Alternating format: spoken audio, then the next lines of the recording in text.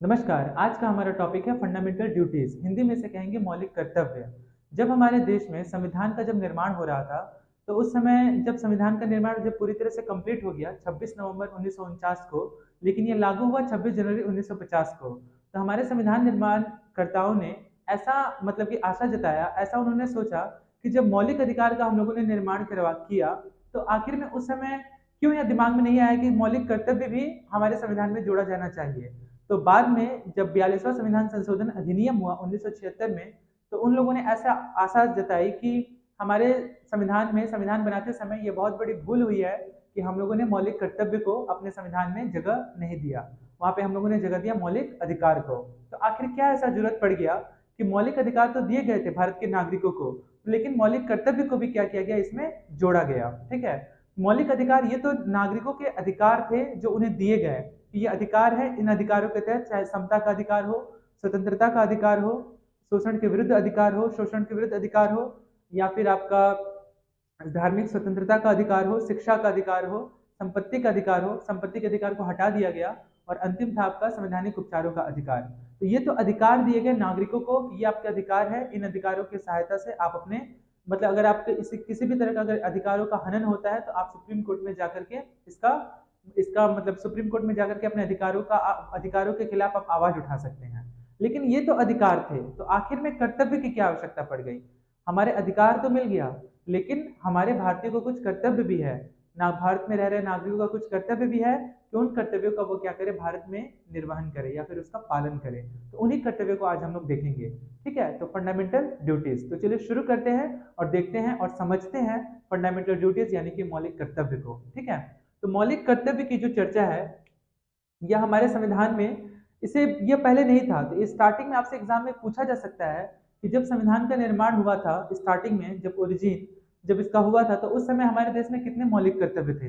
तो आपका आंसर होगा मौलिक कर्तव्य उस समय जीरो था, यानी कि एक भी मौलिक कर्तव्य नहीं थे। संविधान बनके कब तैयार हुआ, 26 नवंबर 1949 को बनकर के तैयार हो गया, लेकिन इसे लागू कब किया गया, लागू किया गया 26 जनवरी 1950 को। तो क्या उस समय तक मौलिक कर्तव्य थे हमारे देश में, तो नहीं, एक भी मौलिक कर्तव्य नहीं था। ठीक है। इसे एक कमेटी द्वारा इसे बनाया गया। तो एग्जाम में आपसे पूछा जा सकता है कि उस कमेटी का नाम क्या है। तो उस कमेटी का नाम है सरदार स्वर्ण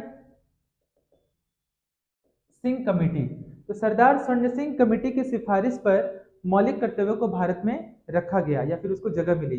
तो सरदार स्वर्ण सिंह कमेटी ने कहा था कि टोटल 8 ही ऐसे मौलिक कर्तव्य हैं, होने चाहिए या फिर है, जिसे भारत के मूल कर्तव्य में मौलिक कर्तव्य में जोड़े जाने चाहिए। लेकिन फिर इसका 42वां संविधान संशोधन अधिनियम जब पारित हुआ 1976 में, तब उस समय यह मौलिक कर्तव्य 8 नहीं रह करके 10 हो गया। ठीक है। तो इसकी संख्या 8 से 10 कर दी गई, मतलब 2 और इसमें जोड़ दिया गया।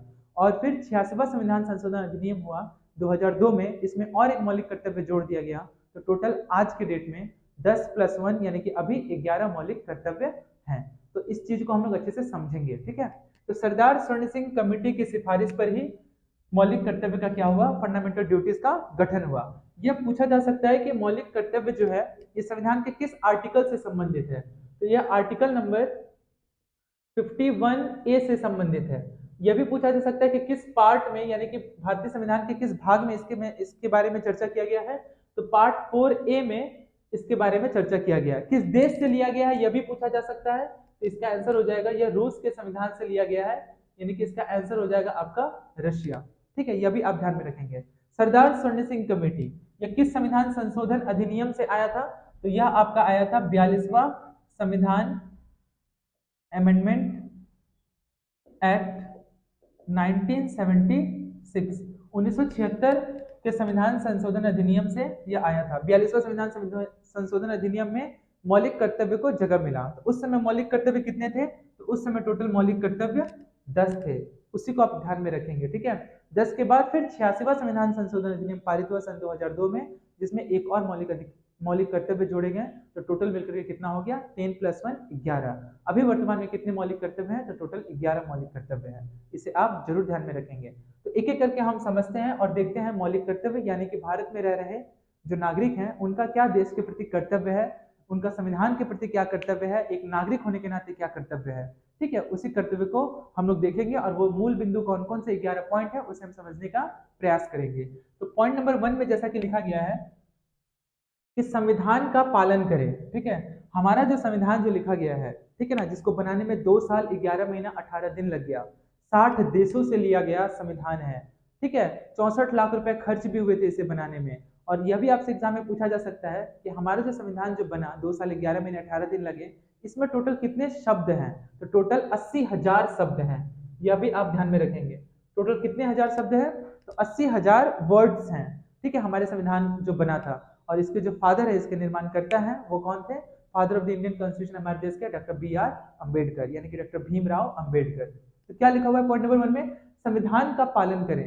हमारा कर्तव्य बनता है कि हमारा जो संविधान निर्माणकर्ताओं ने इतने मेहनत से, जिसको बनाने में 2 साल 11 महीने 18 दिन लग गया है, उसका हम क्या करें? पालन करें। उसके आदर्शों को हम माने और उसको अपने हृदय में संजोए रखें। राष्ट्रध्वज और राष्ट्रगान, इन दोनों का क्या करें? सम्मान करें। राष्ट्रध्वज हमारे देश में कब राष्ट्रध्वज को अपनाया गया था? हमारा संविधान कब अपनाया? तो 22 जुलाई 1947 को इसे अपनाया गया था, हमारे राष्ट्रीय ध्वज को। और राष्ट्रगान को कब अपनाया गया? राष्ट्रगान को अपनाया गया 24 जनवरी 1950 को। ये मैं ऑलरेडी डिस्कस कर चुका हूँ making of the Indian constitution में। आप हो सके तो उसका वीडियो जरूर देख लीजिएगा, आपको अच्छे से क्लियर हो जाएगा। ठीक है, पॉइंट नंबर 2 में हम आते हैं। पॉइंट नंबर 2 है कि स्वतंत्रता के लिए हमारे राष्ट्रीय आंदोलन में जो भी देश को आजाद कराने के लिए जितने भी राष्ट्रीय आंदोलनकर्ताओं या फिर क्रांतिकारियों ने अपने शरीर की आहुति दी, देश का अपने शरीर के बलिदान किया, ठीक है, उन सभी लोगों को अपने हृदय में संजोए रखना। ठीक है, उन सभी को याद करना, उन सभी लोगों के आदर्शों का पालन करना। ठीक है, पॉइंट नंबर 3 है कि भारत की संप्रभुता, एकता और अखंडता को बनाए रखना। क्योंकि भारत में अलग अलग धर्म के लोग रहते हैं, चाहे वो हिंदू हो, मुस्लिम हो, सिख हो, ईसाई हो, उन सभी को आपस में एकता के धागे में पिरो करके रखना, उसकी अखंडता, उसकी संप्रभुता को बनाए रखना। पॉइंट नंबर 4 है। पॉइंट नंबर 4 में चर्चा किया गया कि देश की रक्षा करें। आह्वान किए जाने पर अगर देश में अगर किसी विदेशी अगर कुछ हमला होता है, या फिर आंतरिक रूप से या फिर बाहरी रूप से अगर देश पे अगर कुछ हमला होता है या फिर कोई युद्ध की ऐसी घोषणा होती है, तो उस कंडीशन में अब देश की रक्षा के लिए क्या करना? सतर्क रहना, या फिर देश की रक्षा के लिए सदैव तैयार रहना। ठीक है, पॉइंट नंबर 5, समरसता। देश में समरसता यानी कि समानता की भावना को बनाए रखना। ठीक है, ऐसा भेदभाव बिल्कुल भी नहीं करना, चाहे वो स्त्रियों के मामले में हो या फिर छूआछूत का मामला ही क्यों ना हो। ठीक है, सभी लोगों में एक समान बंधुत्व की भावना को पिरोए रखना।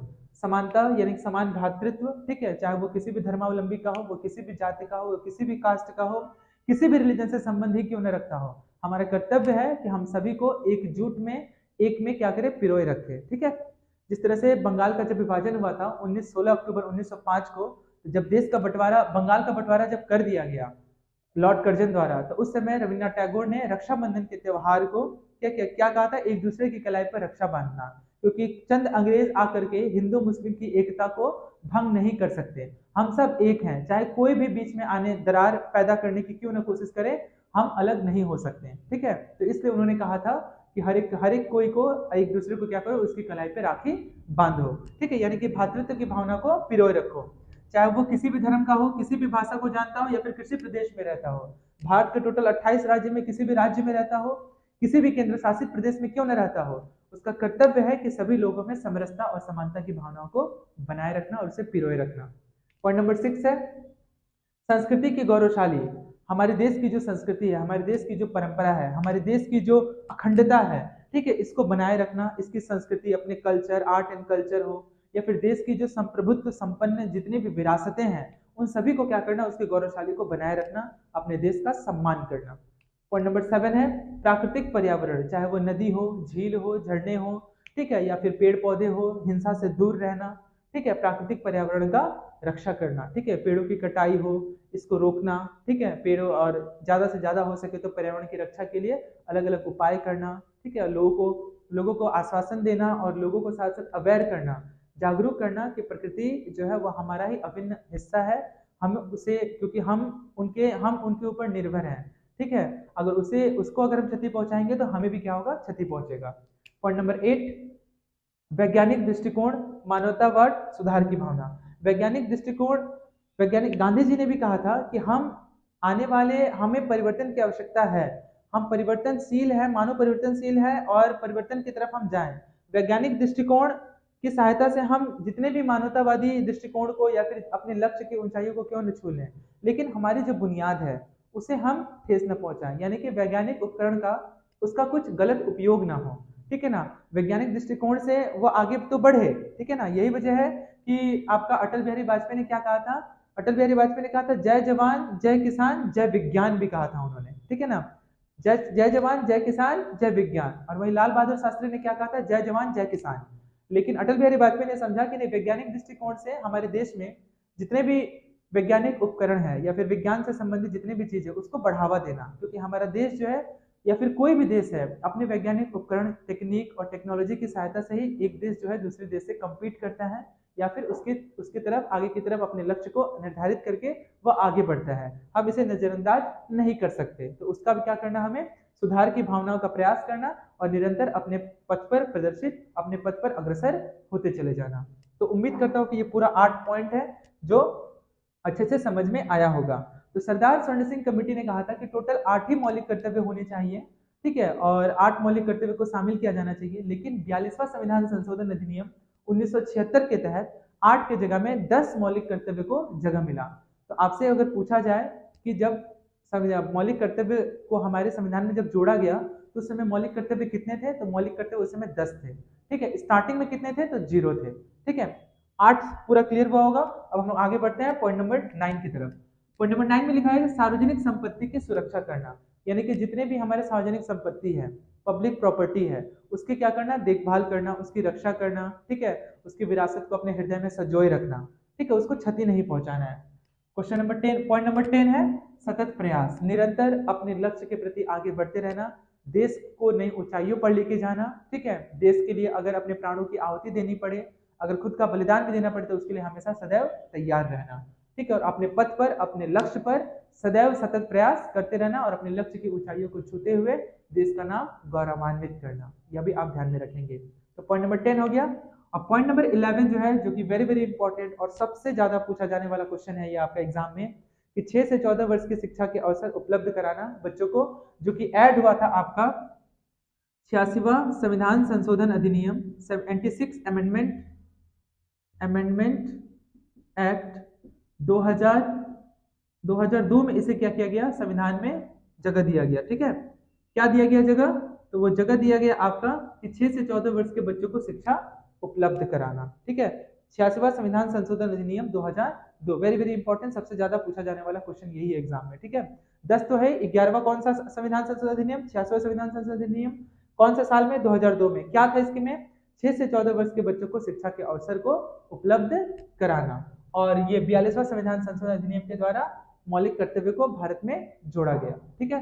तो उम्मीद करते हैं कि ये जो पूरा 11 पॉइंट है आप लोग को एकदम अच्छे से समझ में आया होगा। अगर आप चाहते हैं स्क्रीनशॉट लेना तो आप स्क्रीनशॉट ले सकते हैं, या फिर आप इसे बार बार इसे थोड़ा रिवाइज करेंगे तो आसानी से याद हो जाएगा, ठीक है। पहला नंबर पॉइंट क्या क्या है, संविधान का पालन करें। दूसरा क्या है, स्वतंत्रता के लिए हमारे राष्ट्रीय आंदोलन को प्रेरित करने वाले सभी स्वतंत्रता सेनानियों को याद करें, भारत की संप्रभुता एकता और अखंडता को बनाए रखें, देश की रक्षा करें, समरसता समान भातृत्व धर्म भाषा प्रदेश में रह रहे सभी लोगों के बीच में समानता की भावना को पिरोए रखें। 6 नंबर संस्कृति के गौरवशाली को बनाए रखें, प्राकृतिक पर्यावरण की रक्षा करें, वैज्ञानिक दृष्टिकोण मानवता व सुधार की भावनाओं को अपने हृदय में संजोए रखें, सार्वजनिक संपत्ति की सुरक्षा करें, सतत प्रयास करते रहें अपने लक्ष्य के प्रति, और 11वां है 6 से 14 वर्ष की शिक्षा के अवसर को उपलब्ध कराएं। और इसमें कुछ मूल बिंदु क्या है कि किस आर्टिकल में इसके बारे में चर्चा किया गया है, तो आर्टिकल 51A।